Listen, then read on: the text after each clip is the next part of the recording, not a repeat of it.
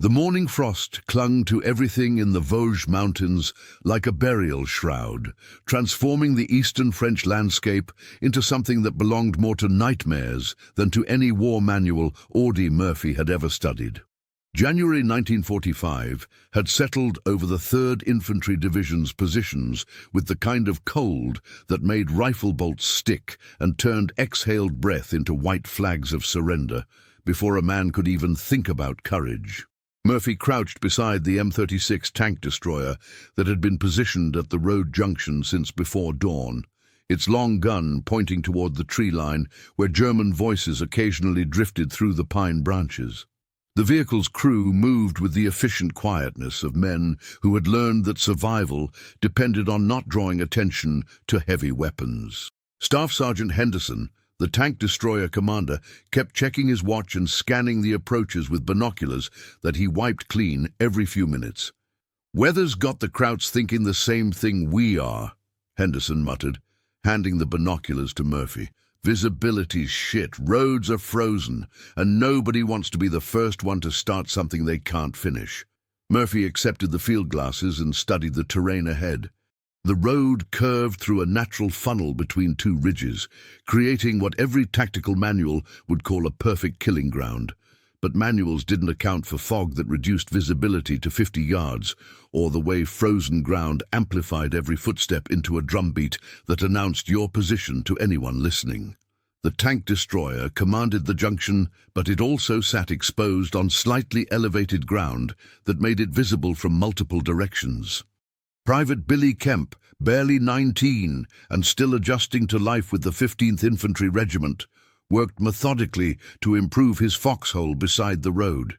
His entrenching tool rang against frozen earth with sharp, metallic sounds that seemed to carry forever in the thin air. Murphy noticed how Kemp paused after each strike, listening for responses that might indicate enemy movement or preparation. "First winter offensive?" Murphy asked, settling into the hole beside Kemp. "Hell, first winter anything," Kemp replied, not looking up from his digging. "Back home in Missouri, cold meant you put on a coat and maybe chopped some extra firewood. This shit." He gestured at the landscape around them. "This makes you understand why Napoleon had problems." The radio crackled from the tank destroyer's turret, and Henderson's voice carried a new tension. Lieutenant Colonel Hale's transmission came through in fragments, interrupted by static and the atmospheric interference that plagued communications in mountainous terrain. Murphy caught enough words to understand the situation. German activity increasing along the entire sector, probable attack formation assembling in the forests beyond the ridgeline, orders to hold current positions and report any significant enemy contact immediately. Murphy felt the familiar tightness in his stomach that preceded action. It wasn't fear exactly, though fear was certainly part of the mixture. Years of combat had taught him to recognize the moment when routine patrol duty shifted into something more serious, when the landscape itself seemed to lean forward with anticipation. The tank destroyer represented more than mobile firepower. It had become the anchor point for the entire defensive position. The piece of equipment that would determine whether this road junction remained in American hands or became another stepping stone in a German advance. But something felt wrong about the positioning. Murphy studied the angles again, noting how the vehicle's location made it visible from 3 separate approach routes. Any competent German commander would identify it as the primary threat and coordinate an attack designed to eliminate it first. The mathematical precision of modern warfare suggested that the tank destroyer's tactical advantage was also its greatest vulnerability. Henderson climbed down from the turret and walked over to where Murphy and Kemp had deepened their fighting position.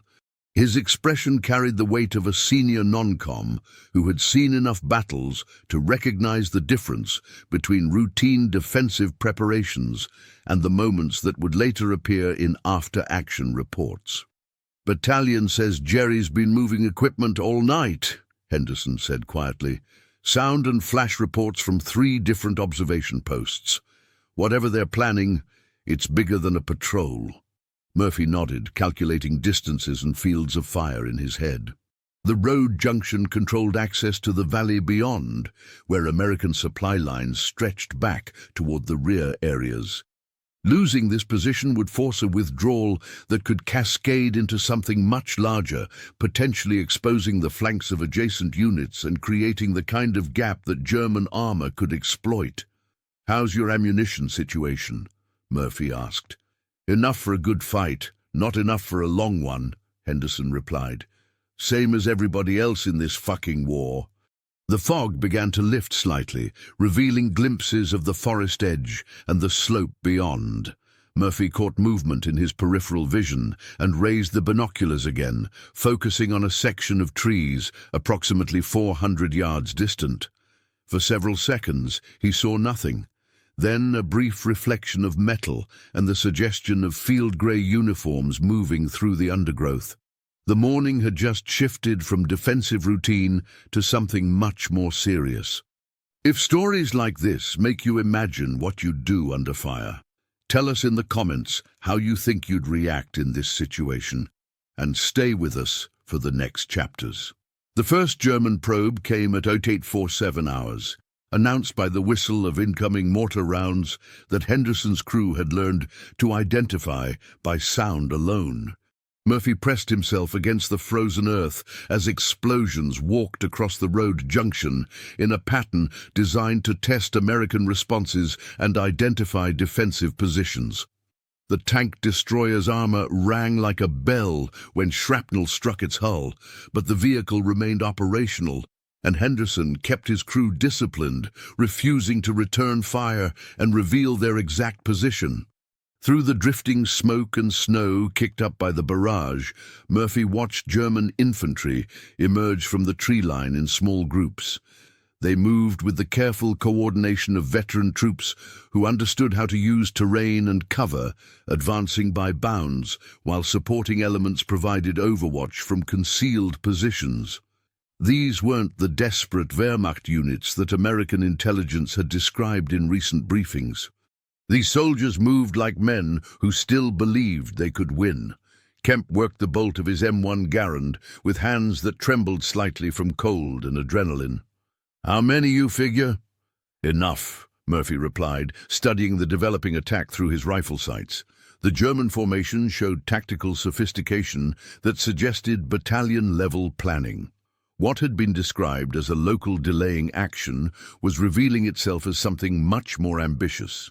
Lieutenant Colonel Hale's voice crackled over Henderson's radio with updated orders that reflected the changing situation. Additional German activity reported across the entire sector. Possible coordinated attack developing, maintain current positions, and prepare for sustained action. Murphy listened to the transmission while watching enemy soldiers establish firing positions along the ridgeline, noting how their placement showed intimate knowledge of the terrain and American defensive capabilities. The second German probe began 20 minutes later, this time supported by machine gun fire from multiple positions. Murphy and Kemp returned fire methodically, choosing targets and conserving ammunition while Henderson's crew tracked larger formations moving through the forest. The sound of battle echoed off the mountain slopes, creating acoustic confusion that made it difficult to determine the true size and direction of the German force. Private Johnson, the company's youngest replacement, crawled between foxholes carrying additional ammunition and updates from other positions. His face showed the particular strain of men experiencing their first sustained firefight, the moment when training scenarios became lethal reality. Murphy watched him distribute bandoliers with shaking hands, remembering his own initiation into the brotherhood of men who had shot at other men and been shot at in return. "Word from 2nd Platoon," Johnson reported. "Krauts hit their left flank about 10 minutes ago. Lieutenant says it looks like they're trying to envelope the whole position." Murphy absorbed this information while maintaining his field of fire, understanding that the German attack was developing according to a plan that American commanders had not anticipated. The road junction wasn't just a tactical objective. It was becoming the hinge point of a larger operation designed to break through the 3rd Infantry Division's winter positions and create opportunities for follow-on forces. Henderson emerged from the tank destroyer's turret long enough to coordinate with Murphy about target priorities and ammunition conservation. The vehicle's main gun remained silent, waiting for targets that justified revealing their position. But Murphy could see the tension in Henderson's movements as he balanced immediate tactical needs against longer-term survival. "They're being too careful," Henderson observed, scanning the ridgeline with binoculars. "Professional job, which means they've got more coming behind what we can see." Murphy nodded, recognizing the truth in Henderson's assessment. The German infantry was conducting a deliberate attack designed to fix American forces in place, while other elements maneuvered for decisive advantage. The morning's routine defensive mission was evolving into the kind of engagement that would require choices between tactical doctrine and battlefield improvisation. The tank destroyer represented both salvation and target. Its firepower could break up any German assault, but its position also made it the obvious focus of enemy attention. Murphy studied the vehicle's placement again, noting sight lines and escape routes, understanding that Henderson's crew had committed themselves to holding this ground regardless of what developed. Radio chatter from adjacent units painted a picture of coordinated German pressure along multiple positions. The Vosges Mountains had become active in ways that suggested winter offensive operations rather than defensive delaying actions. Murphy felt the familiar weight of responsibility that preceded moments when individual decisions would affect men beyond those immediately visible. The fog continued to lift, revealing more of the German formation and the scope of what was developing. Murphy counted muzzle flashes and estimated enemy strength while calculating ammunition expenditure and the sustainability of their current position. Mathematics suggested that holding this road junction would require more than tactical competence. It would demand the kind of battlefield choices that separated successful operations from disasters. Henderson's radio crackled with another transmission from Lieutenant Colonel Hale, this time carrying the tension of a commander who was beginning to understand that his morning briefing had underestimated German capabilities and intentions. Orders remained unchanged: hold current positions and maintain communications, but Murphy heard the underlying message that higher command was reassessing the entire situation. The battle was just beginning. By 10:30 hours, the German attack had developed into something that bore no resemblance to the intelligence estimates that had shaped American defensive planning. Murphy crouched beside the tank destroyer as Henderson coordinated with Lieutenant Colonel Hale over a radio connection that faded in and out with atmospheric interference typical of winter operations in the Vosges Mountains. The morning fog had cleared enough to reveal the true scope of German preparations, and what Murphy saw through his field glasses made tactical doctrine seem inadequate for the developing situation. German infantry had established fire positions along 3 separate ridges, creating interlocking fields of fire that covered all approaches to the American position. Murphy counted at least 2 companies' worth of enemy soldiers, supported by machine guns and mortars that had been pre-positioned during the night. This wasn't a probing attack or a delaying action. It was a deliberate operation designed to eliminate the American position and clear the road for follow-on forces. Private Kemp worked to improve his fighting position while maintaining observation of the tree line, his movements showing the controlled fear of men who understood that their survival depended on small decisions made under pressure. "Sarge, you ever see anything organized like this before?"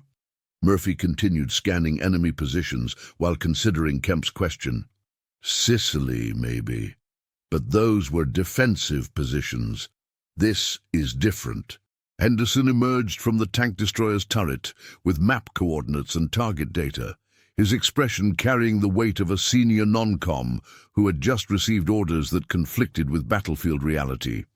"Battalion wants us to hold this junction regardless of enemy pressure.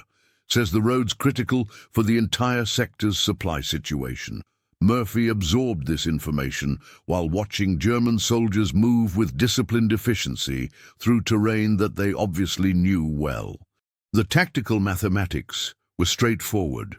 American forces were outnumbered and outflanked, holding positions that offered limited cover against an enemy attack that showed sophisticated planning and coordination.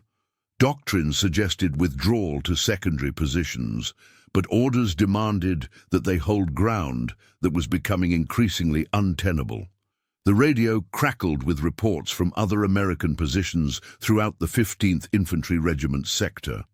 German attacks, developing simultaneously across multiple objectives, coordinated artillery preparation, evidence of armor moving through the forests beyond direct observation.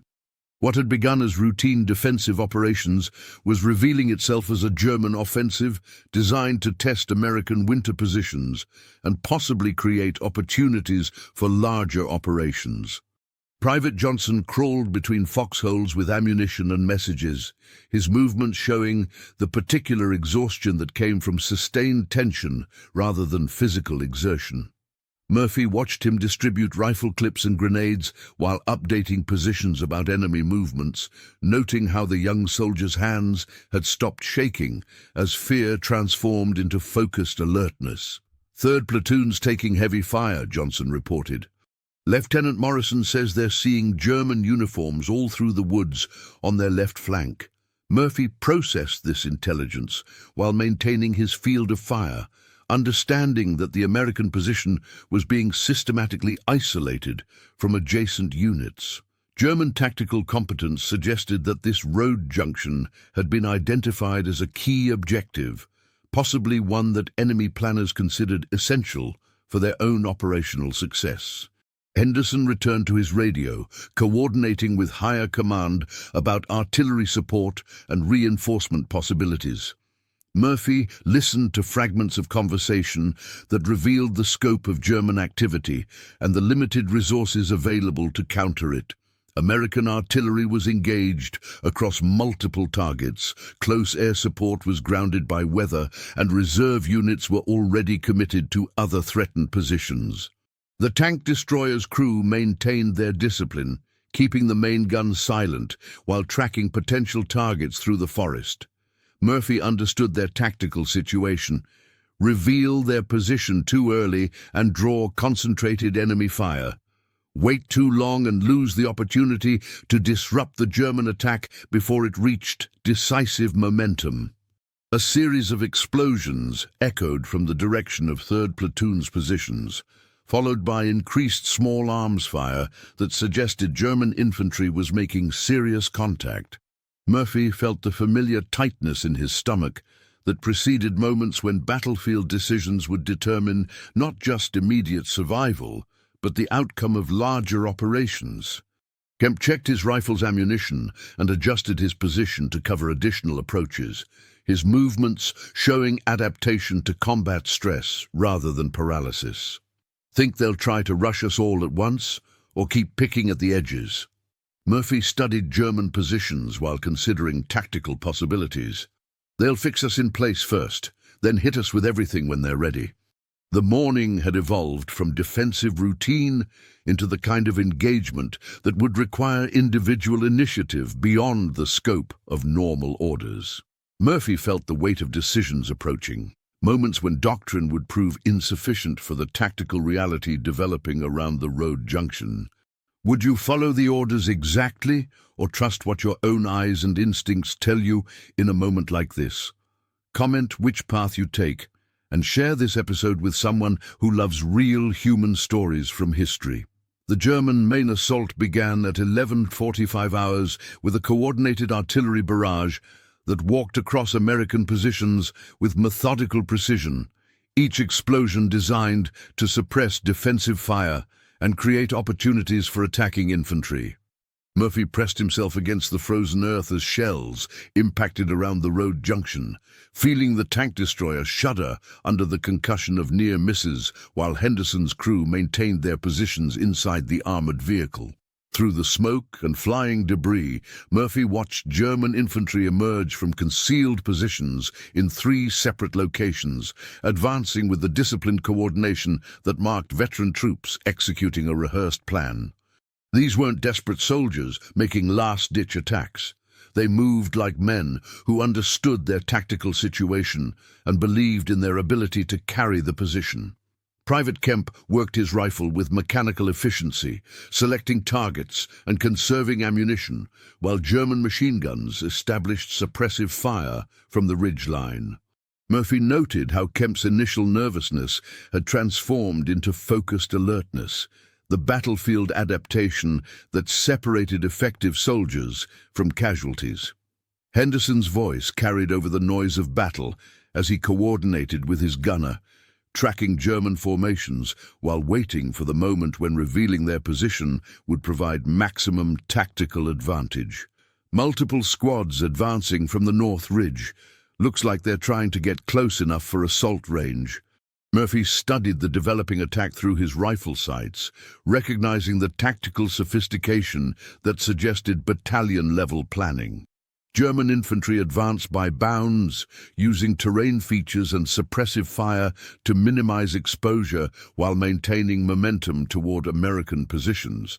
Their approach routes had been carefully selected to limit the effectiveness of the tank destroyer's main gun and create multiple simultaneous threats. Lieutenant Colonel Hale's voice crackled over Henderson's radio with updates that reflected the scope of German activity across the entire 3rd Infantry Division sector. Adjacent units reporting coordinated attacks, artillery support limited by competing priorities, no immediate possibility of reinforcement or relief. Orders remained unchanged. Hold current positions and maintain communications, regardless of enemy pressure. Murphy felt the familiar weight of battlefield mathematics, calculating ammunition expenditure against target priorities, while German infantry continued their advance. The road junction's tactical importance demanded that American forces hold their ground, but the developing situation suggested that conventional defensive tactics might prove insufficient against German numbers and coordination. The tank destroyer's main gun fired for the first time, its report echoing off the mountain slopes as Henderson's gunner engaged a German machine gun position that had been suppressing American rifle fire. The explosion silenced enemy automatic weapons temporarily, but Murphy understood that revealing their primary weapon had also announced their exact position to every German soldier within hearing range. Private Johnson crawled between positions with ammunition and casualty reports, his movements showing the controlled urgency of men operating under fire. Murphy watched him distribute rifle clips while updating positions about friendly and enemy locations, noting how sustained combat was transforming individual soldiers into elements of a larger tactical organism. German infantry reached assault range and began their final approach, advancing through terrain that offered limited cover but positioned them for decisive action against American defensive positions. Murphy selected targets methodically, understanding that each shot had to count in a situation where ammunition conservation might determine survival. Henderson emerged from the tank destroyer's turret long enough to assess the tactical situation, his expression carrying the weight of decisions that would affect not just his crew, but the entire defensive position. Murphy recognized the moment approaching when individual initiative would become more important than adherence to doctrine, when battlefield reality would demand choices that no manual had adequately prepared them to make. The German attack pressed forward with relentless professionalism, threatening to overwhelm American positions through sustained pressure and superior numbers. Murphy felt the critical moment approaching, the point where someone would need to step beyond normal expectations to prevent tactical collapse. Through the noise and confusion of sustained combat, Murphy heard Henderson shouting orders to his crew while coordinating defensive fire with remaining American positions. The tank destroyer had become the focal point of both German attention and American resistance. the piece of equipment whose survival or destruction would determine the outcome of the entire engagement. The morning's routine defensive mission had evolved into something that would require extraordinary individual action to prevent disaster. Murphy felt the weight of approaching decisions, moments when personal survival would compete with responsibilities that extended far beyond his immediate situation. At 12:03 hours, everything changed in ways that no after-action report would adequately capture. The tank destroyer took a direct hit from German artillery, not enough to penetrate its armor, but sufficient to damage critical systems and fill the fighting compartment with smoke and the acrid smell of electrical fires. Henderson's crew evacuated the vehicle while maintaining their weapons, but Murphy understood immediately that losing their primary anti-tank capability meant the road junction could no longer be held according to conventional tactical doctrine. Lieutenant Colonel Hale's voice came over the radio with orders that reflected battlefield reality. Withdraw to secondary positions, maintain unit integrity, establish new defensive line approximately 800 meters to the rear. The transmission carried the professional tone of a commander who recognized when tactical situations had developed beyond the capabilities of available forces. Murphy watched his fellow soldiers begin their withdrawal, moving with the disciplined efficiency that marked experienced troops executing a difficult maneuver under pressure. Private Kemp gathered his ammunition and equipment while maintaining observation of German positions, his movements showing adaptation to combat stress rather than panic. Henderson coordinated his crew's displacement while destroying sensitive equipment that could not be evacuated. But Murphy remained beside the burning tank destroyer, studying the tactical situation with calculations that extended beyond personal survival. The vehicle's 50 caliber machine gun mount remained operational despite the damage to primary systems, still commanding fields of fire that covered the main German approach routes. Someone operating that weapon could provide covering fire for the American withdrawal, buying time for other units to establish defensive positions in more favorable terrain. The mathematics were straightforward and brutal. Staying behind meant almost certain death, but leaving immediately meant German forces would advance unopposed and potentially overrun American secondary positions before they could be properly organized. Murphy felt the weight of battlefield choices that would affect men beyond those immediately visible, decisions that would echo far beyond the immediate tactical situation. Private Johnson paused during his own withdrawal, recognizing Murphy's hesitation and understanding its implications. "Sarge, we got orders to pull back." Murphy nodded while continuing to study the burning vehicle and its remaining capabilities. "Get moving, Johnson. Make sure the others know I'm providing rear guard." What Murphy didn't say, what no citation would ever record, was the moment of absolute terror that preceded his decision. For several seconds he stood frozen beside the damaged tank destroyer, calculating survival odds and listening to German voices growing closer through the forest. Every instinct demanded that he follow orders and withdraw with his unit, preserving his life and maintaining tactical formations according to established doctrine. But Murphy also understood what would happen if German infantry reached the road junction unopposed. They would advance rapidly through terrain that offered limited defensive positions, potentially breaking through American lines and creating opportunities for follow-on forces to exploit. His own survival would come at the cost of tactical disaster that could affect operations throughout the entire sector. Henderson recognized Murphy's intentions and made his own impossible choice, helping to position the 50 caliber machine gun for optimal fields of fire while his crew completed their withdrawal. Ammunitions in the ready boxes, radios damaged but might still transmit. Murphy accepted Henderson's assistance while feeling the strange calm that sometimes preceded moments of absolute commitment. He had stepped beyond the safety of orders into the territory where individual decisions would determine collective outcomes, where personal survival became secondary to responsibilities that extended far beyond the immediate battlefield. The German advance continued with methodical precision, infantry formations moving through terrain that they obviously understood well.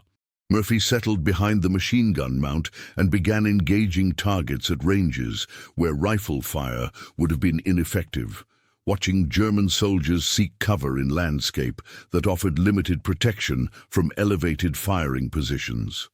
What the Medal of Honor citation would later describe in clean, heroic language was actually a terrifying exercise in sustained violence, punctuated by mechanical problems with the weapon system and moments when Murphy was certain that German return fire would find its target. The tank destroyer burned around him while he traversed the heavy machine gun with movements that became automatic, disconnected from conscious thought. The secret that Murphy would carry for the rest of his life was how completely he had expected to die on that burning vehicle, and how that expectation had freed him to act with effectiveness that surprised even experienced German infantry. He had climbed aboard not as a hero, but as a soldier who understood that someone had to buy time, regardless of personal cost. The German assault broke at 12:47 hours, their infantry withdrawing to covered positions after sustaining casualties that made continued advance tactically unsound. Murphy remained at his position on the burning tank destroyer for another 15 minutes, covering the retreat and ensuring that enemy forces did not attempt to resume their attack before American secondary positions could be properly established. When he finally climbed down from the damaged vehicle, his hands shook not from fear, but from the delayed reaction that followed sustained combat stress. Henderson waited beside the road with a mixture of professional admiration and personal disbelief, understanding that he had witnessed something that would be difficult to explain in official reports. Ammunition count? Murphy checked his remaining belts while studying the tactical situation, noting how German forces had withdrawn to positions that suggested defensive rather than offensive intentions. Enough left for another good fight, if they want one. Private Kemp emerged from the tree line with updates from Lieutenant Colonel Hale about the tactical situation across the 15th Infantry Regiment's sector. German attacks throughout the Vosges Mountains positions had been repulsed, suggesting that the morning's coordinated offensive had failed to achieve its objectives. American forces were consolidating their positions and preparing for possible renewed enemy activity. But Murphy carried a different kind of accounting as he gathered his equipment and prepared to rejoin his unit. The faces of German soldiers visible through his gun sight would remain with him long after the official reports had been filed and the tactical situation had stabilized. He had climbed aboard the burning tank destroyer expecting to die, but discovered instead a terrible kind of effectiveness that disturbed him more than fear ever could. Years later, when Murphy tried to explain what had happened on that January morning in the Vosges Mountains, he would focus on the mechanical aspects: fields of fire, ammunition expenditure, German tactical errors. He would avoid describing the moment when survival instinct had battled with responsibility for others, or the strange emptiness that followed his realization that he possessed capabilities that frightened him. The after-action reports would describe his actions in language designed for citation writing and morale purposes, transforming desperate improvisation into heroic legend. What they couldn't capture was the weight of individual decisions made in seconds that would echo for decades, or the knowledge that his survival had come at the expense of other young men who were equally far from home and equally convinced of their cause. Private Johnson helped Murphy clean his rifle while the tank destroyer continued burning behind them, smoke rising into the cold January air like a marker of what had transpired. Think they'll be back? Murphy considered the question while studying German positions through his field glasses, noting how enemy forces had withdrawn to terrain that suggested defensive rather than offensive intentions. Not today. Maybe not at all, depending on what happened in other sectors. Henderson coordinated with his crew about equipment recovery and vehicle replacement, understanding that the road junction would need to be held by different means until additional anti-tank assets could be moved forward. The tactical situation had stabilized, but everyone understood that German forces retained the capability to renew their offensive if circumstances changed. What Murphy couldn't articulate, even to himself, was how completely the experience had changed his understanding of what individual soldiers could accomplish under impossible circumstances. He had acted not from heroism, but from a calculation that someone had to buy time, regardless of personal cost. The burning tank destroyer had taught him that courage and terror were often indistinguishable, and that the heaviest burden of war wasn't death, but living with the memories of what survival sometimes required. Lieutenant Colonel Hale arrived with reconnaissance elements to assess the tactical situation and coordinate defensive improvements, his expression carrying the professional satisfaction of a commander whose positions had held against determined enemy attack. But Murphy recognized something else in Hale's manner, an awareness that what had happened at the road junction represented the kind of individual action that created legends while imposing costs that no citation could adequately acknowledge. The tank destroyer smoldered throughout the afternoon, its metal frame cooling slowly in the winter air, while American forces consolidated their positions and prepared for possible renewed German activity. Murphy sat on an ammunition crate, methodically cleaning his equipment and trying to process what had happened on that burning platform where he had expected to die, but discovered instead capabilities that would haunt him more than any enemy fire. If this story reminded you that behind every medal there's a human being carrying memories we'll never fully see, subscribe to the channel, tell us which country you watch from, and invite someone to revisit history with us in the next story.